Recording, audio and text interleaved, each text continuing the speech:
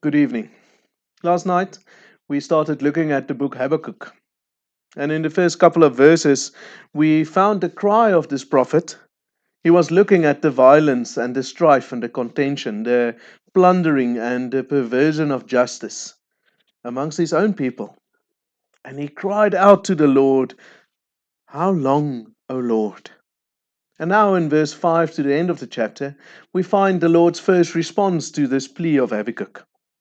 Reading verse 5 and 6, look at the nations and watch. Be utterly amazed, for I am going to do something in your days that you would not believe, even if you were told. I am raising up the Babylonians, that ruthless and impetuous people who sweep across the whole earth to seize dwelling places, not their own. In the first couple of verses, Habakkuk is amazed at what he experiences amongst the people of God. But now the Lord announces that his response will be utterly amazing. It will be unbelievable even if you were told. His judgment is coming. In this response, the Lord shows himself as the Almighty God, the one who is living and active.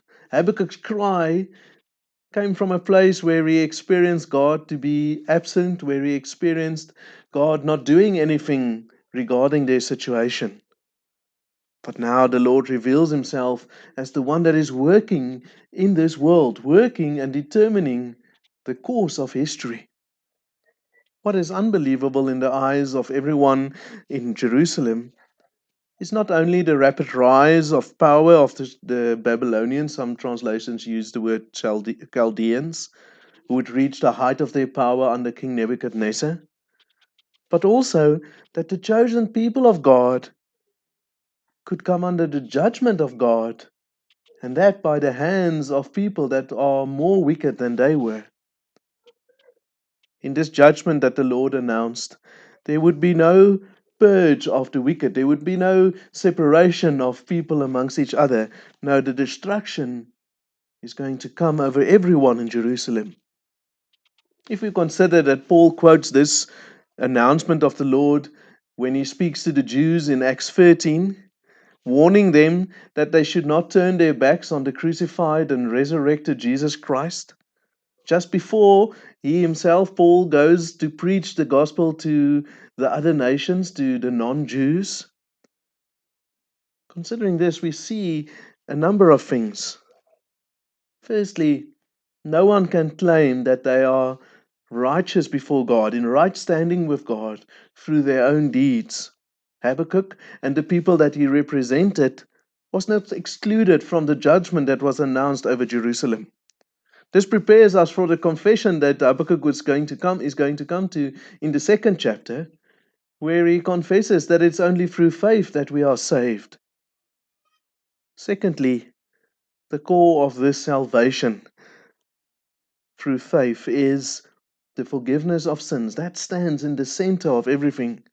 The judgment has been announced. It is already on its way. There's nothing left for people to do to avert it. It's only through the forgiveness granted by God that salvation can be received, that we can be set free from the judgment of the Lord. Lastly, in this judgment that is announced over Judah, and even in the warning that Paul gives to the Jews in his time, we see the development and the importance of the history of redemption. This the announcement of God over Jerusalem points forward to the ultimate judgment that has already been announced and is coming over this world. Considering this, when we experience suffering due to the violence of others and the perversion of justice, it is easy to fall into a cycle of us and them, where they are always guilty and we are always innocent.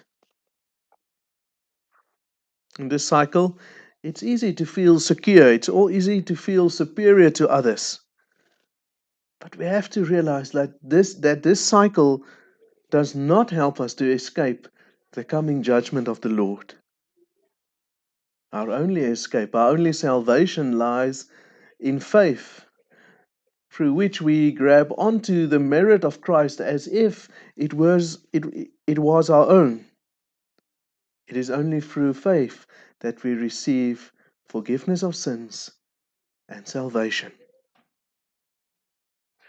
Come and join me again tomorrow evening when we'll get to the second question that Habakkuk asks of the Lord after hearing this response.